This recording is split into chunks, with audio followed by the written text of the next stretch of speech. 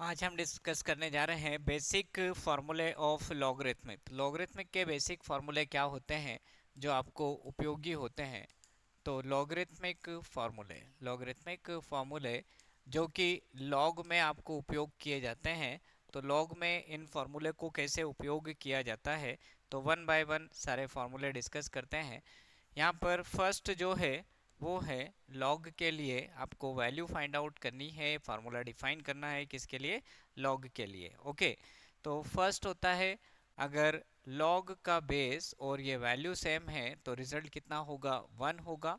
और आप लॉग का बेस कुछ भी लिखें, यहाँ पर लॉग 1 की जो वैल्यू है वो 0 होती है। ठीक है।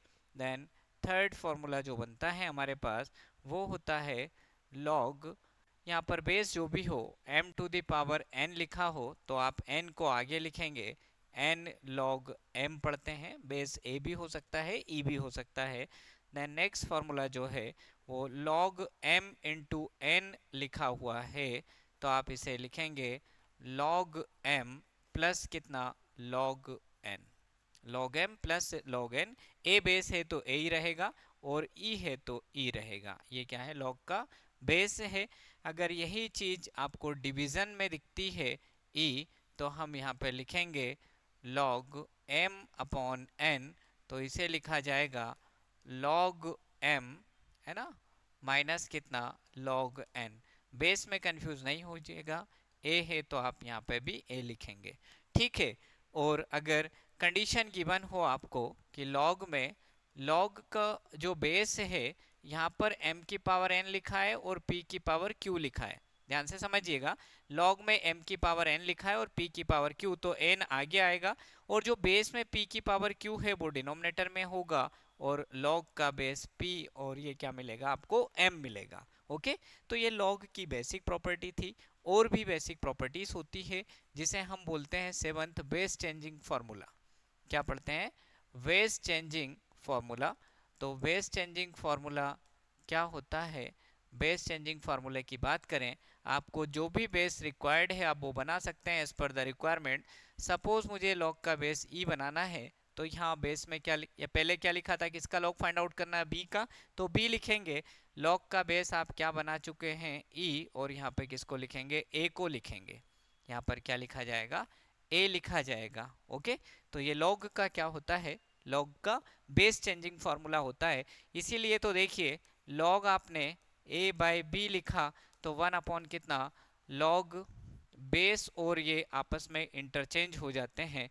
कैसे, जब कभी भी आप लॉग को न्यूमरेटर से डिनोमिनेटर में लिखे जाते हैं तो बेस और ये वैल्यू क्या होती है, इंटरचेंज हो जाती है। देखिए मैं चेंज करके बताता हूँ, लॉग ऑफ बेस चेंजिंग फार्मूले का उपयोग किया, आपने लॉग का बेस कितना बना दिया, बी, तो लॉग का बेस बी बना, ये भी बी है, बी, और लॉग का बेस क्या बन चुका है, बी, यहाँ पर आप क्या लिखेंगे, ए को, है ना। तो लॉग बी वी, बेस और ये वैल्यू सेम हो तो रिजल्ट कितना होता है, 1। तो आप देख सकते हैं लॉग का बेस और ये वैल्यू आपस में क्या हो गई, इंटरचेंज हो गई।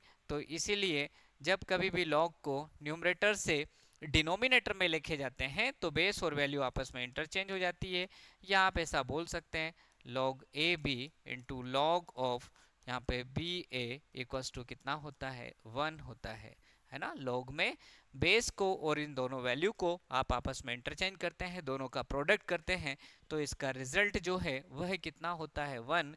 और ये फॉर्मूला हमारे बहुत काम का है जिसे हम बोलते हैं बेस चेंजिंग फार्मूला। इस फार्मूले का उपयोग समझिए जैसे आपको डिफ्रेंसिएशन करना हो, है ना। इस फार्मूले का इंपॉर्टेंस देखिएगा, आपको डिफ्रेंशिएट करना हो, आपको कैलकुलेट करना है डी डी एक्स, डिफ्रेंशिएट करना है लॉग ए एक्स को, ठीक है। तो इसका डिफ्रेंसिएशन क्या होगा, तो आप किसका डेरिवेटिव जानते हैं, आप डिफ्रेंसिएशन जानते हैं log x का, जब इसका बेस e है। ओके, या आप इसे लिख सकते हैं log का बेस e हो तो आप ln x लिख सकते हैं, जो कि 1 अपॉन एक्स के बराबर होता है, किसके बराबर, 1 अपॉन एक्स के बराबर। ये इसका डिफ्रेंसिएशन होता है जो कि हम जानते हैं। बट हमारे क्वेश्चन में प्रॉब्लम क्या है, यहाँ पर जो log का बेस है वह क्या नहीं है, e नहीं है, इसलिए हमें इसको e में कन्वर्ट करना होगा। तो डिफ्रेंशिएट करें आप इसे सॉल्व करने के लिए, आपको क्या करना पड़ेगा, log का बेस e बनाना पड़ेगा, log e x। अब इसका बेस e बन चुका है, log e a लिखेंगे। तो ये जो वैल्यू है ये कांस्टेंट है, तो 1/log a बेस e को मैंने अलग लिखा, and D D x of log e x लिखा जाएगा। ओके, तो 1/log e a, 1/log 1 में कितना log जिसका बेस कितना e a को लिखा। अब इस log x का डेरिवेटिव आप जानते हैं कितना होता है, 1/x होता है। तो क्या रिजल्ट मिला, 1/x log a आंसर होगा जिसका बेस e होगा। तो देख सकते हैं log ax का आंसर क्या नहीं होता, क्या नहीं होता, 1/x नहीं होता है, क्या होता है 1/x log a। या इसको ऊपर लेके चले जाएं आप तो ये रिजल्ट होगा 1/x log का बेस a हो जाएगा, और ये वैल्यू कितनी हो जाएगी, e हो जाएगी। ये log का बेस चेंजिंग फॉर्मूला होता है। ठीक है, अगले कॉन्सेप्ट की अगर मैं बात करूं तो इसी में लॉग में जो हमारा नेक्स्ट कॉन्सेप्ट है वह होगा यहाँ पर जिसकी पावर में लिखा हुआ है और लॉग का बेस भी सेम हो। सपोज a की पावर में मैंने क्या लिखा, a, और यहाँ पर फंक्शन कितना है, fx है। देखो जिसकी पावर में है ना और लॉग का बेस भी वही है, तो आपका रिजल्ट क्या होगा, fx होगा। आपका रिजल्ट क्या होगा, fx होगा। ठीक है, तो ये लॉग की इंपॉर्टेंट प्रॉपर्टीज हैं जो आपको ध्यान में रखनी चाहिए। आपको पता होना चाहिए कि ये प्रॉपर्टीज किसकी होती है, लॉग की प्रॉपर्टीज होती है। ठीक है, एक की पावर में ये लिखा तो रिजल्ट ये मिलेगा। इसका उपयोग कहाँ, इसका भी डिफरेंशिएशन और इंटीग्रेशन में यूज होता है। जैसे मैं आपको सपोज आपसे पूछूं कि 5 की पावर log 5x² का डेरिवेटिव क्या होगा, है ना, इसका यूज समझिए, एप्लीकेशन कहाँ पर है। आपको इसका डिफरेंशिएशन कैलकुलेट करना है, तो आप इस कॉन्सेप्ट को ध्यान से देखें। जिसकी पावर में लिखा है उसका बेस सेम है, तो रिजल्ट क्या होगा, लॉग की प्रॉपर्टी का यूज कीजिए।